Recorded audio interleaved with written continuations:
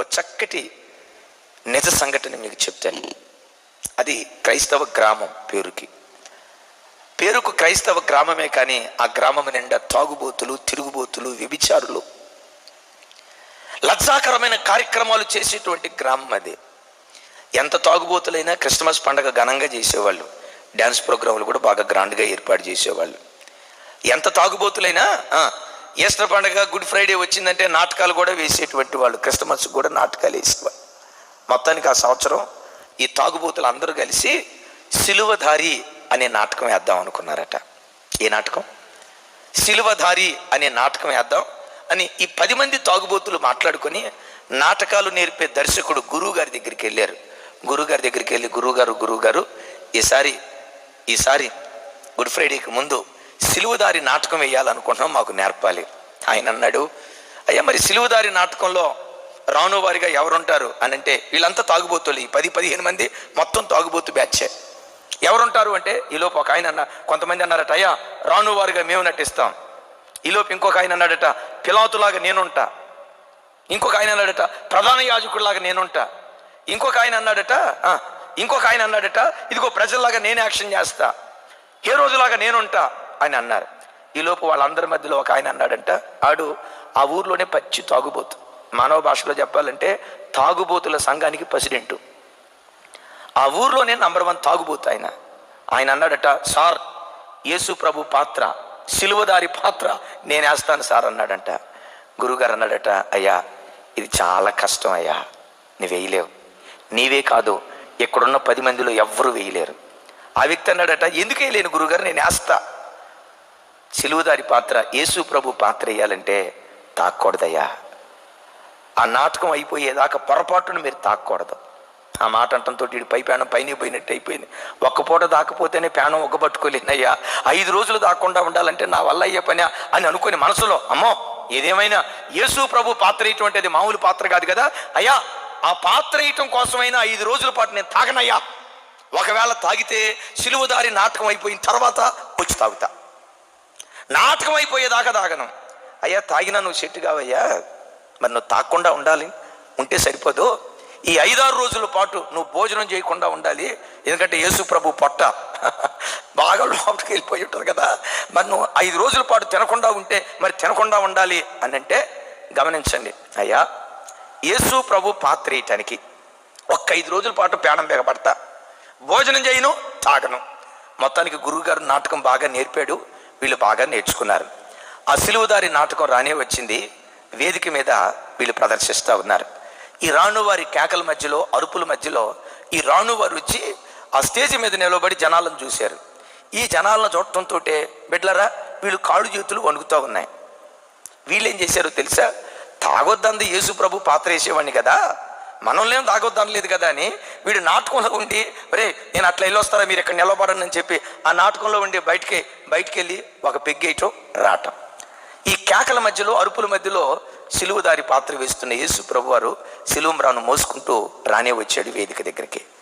ఇప్పుడు రానువారిలో ఒకడు యేసు ప్రభుని సమీపించి, గమనించండి, కొడతన్నట్టుగా యాక్షన్ చేయాలి, కొడతన్నట్టుగా నటించాలి, కానీ వీడు తాగిన మైకంలో యాక్షన్ చేయాల్సిన వాడు గతంలో ఎంత కోపం ఉందో ఆ కోపం అంతా తీర్చుకునేటట్లుగా పెటాలమని కొట్టాడు.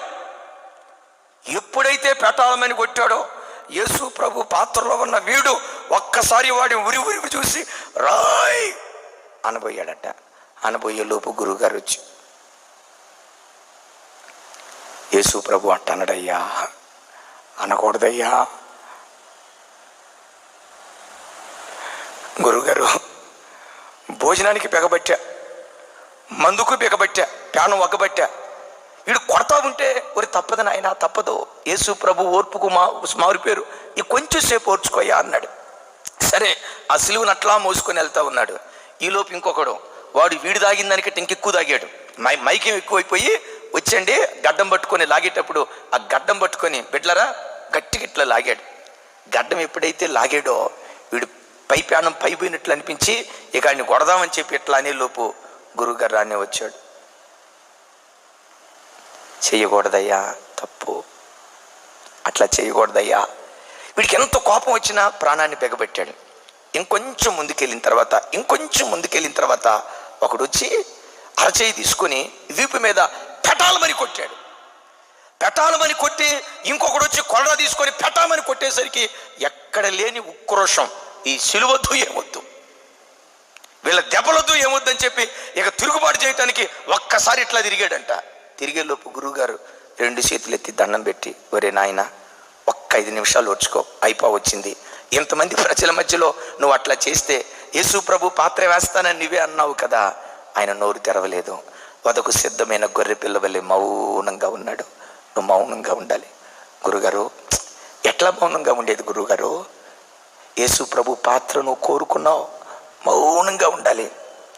ముఖం మీద ఉమ్మి వేసిన భరించిందా ప్రేమ, కొరడలతో కొట్టినా సహించిందా ప్రేమ, గడ్డాన్ని పెరికి వేసిన ఓర్చుకుందా ప్రేమ, కోట్ల వేల కొలది ప్రజల మధ్య దోషణాస్పదమైన మాటలు మాట్లాడుతున్నా వీధుల్లో కేకలు వేయలేదా ప్రేమ? బాబో, నువ్వు గనక ఇప్పుడు యేసు ప్రభులాగా నువ్వు చేయకపోతే నా పరువు పోతే. సరే గురువు గారు అన్నాడు. ఇంకొంచెం ముందుకెళ్ళిన తర్వాత ఈ రాణువారి వేషంలో ఉన్న ఒక 4 వచ్చి, ఒకడు కొడతా ఉన్నాడు, ఇంకొకటి చెంప మీద పెడతా ఉన్నాడు, కొరడాతో కొడతా ఉన్నాడు, ఇంకొకడు వచ్చి బలంగా నెట్టాడు. నెట్టడంతో ఆ వ్యక్తి అట్లా పడిపోయాడు. సిలువ మ్రాను నెత్తి మీద పడిపోయింది. గురుగారు అనుకున్నాడు, ఇక వీడి కోపాన్ని నేను ఆపలేను, ఈ నాటక రంగమే రంగస్థలంగా మారిపోద్ది, కొట్టేస్తాడు, విపరీతంగా తిరుగుబాటు చేస్తాడు. ఇక్కడ ఎప్పుడైతే సిలువ మీద పడిపోయిందో ఇక వెంటనే వీడి ఉక్రోషంతో లేస్తాడు అని గురువుగారు అనుకుంటూ ఉండగా ఆ సిలువ మ్రాను మీద ఈ తాగుబోతు పడి పిచ్చోడ్లాగా ఏడుస్తున్నాడంట. గురువుగారికి అర్థం కాక, నాటకంలో ఇది లేదుగా, ఇది నేను నేర్పలేదుగా, ఎందుకు ఏడుస్తున్నాడు అని గురువుగారు వచ్చి, అయ్యా నేను ఇది నేర్పలేదులే అంటే, గురువుగారు కొద్దిసేపు నన్ను ఏడవనేయండి. ఎందుకయ్యా నువ్వు ఏడవాలి? ఎందుకయ్యా నువ్వు సిలువను అట్లా ముద్దాడుతూ ఏడుస్తూ ఉన్నావు? చిన్న దెబ్బలకి నేను భరించలేకపోతున్నానే. 2000 సంవత్సరాల క్రితం పాపపు స్థితిలో నేను బ్రతుకుతూ ఉండగా నా తలతో చేసిన పాపపు తలంపులకు ప్రతిగా నా ప్రభు సిలువ మ్రాను, నా తలంపులతో చేసిన పాపపు తలంపులకు ప్రతిగా మండల కిరీటాన్ని భరించాడే, నా హృదయంతో చేసిన పాపానికి ప్రతిగా ఈటితో పొడవబడ్డాడే, 1 తక్కువ 40 కొరడా దెబ్బలు వీపు మీద 4 సార్లు దున్నినట్లుగా దున్నేరే. ఓ చిన్న బాధనే నేను తట్టుకోలేకపోతున్నాను. ఈ పాపిని రక్షించడానికి నా ప్రభు పడిన శ్రమ నాకు గుర్తొచ్చిందయ్యా. ఏడవని ఆ సిలువను ముద్దు పెట్టుకుంటూ ఏడుస్తూ ఉంటే, బిడ్లారా, ఆ నాటకం చూస్తూ ఉన్న వాళ్ళంతా వెక్కి ఏడవటం ప్రారంభించారు. యేసయ్య త్యాగాన్ని గుర్తు తెచ్చుకున్నారు. త్రాగుబోతుల గ్రామం పరిశుద్ధుల గ్రామంగా మార్చబడింది. వ్యభిచారుల గ్రామం దైవ గ్రామంగా మార్చబడింది. కారణం ఏంటో తెలుసా? ఆ యజమానుడు చేసుకున్న త్యాగాన్ని వాళ్ళు గుర్తుకు తెచ్చుకున్నారు. వాక్యం వింటున్న బిడ్డ, పిడికుడు గడ్డేస్తేనే ఎద్దంత కృతజ్ఞతగా ఉందే, కుడితి నీళ్లు తాపిస్తేనే యజమానుడి పట్ల అంత ఆరాధనా భావంతో ఉందే. దేవుని ద్వారా సమస్తాన్ని పొందుకున్న మనం ఎంత కృతజ్ఞత కలిగిన వారిగా బ్రతకాలి. ఆ కృతజ్ఞత కనుక మనలో ఉంటే రాజ్యాలు జయించే వారిగా దేవుడు మనల్ని ఆశీర్వదించును గాక.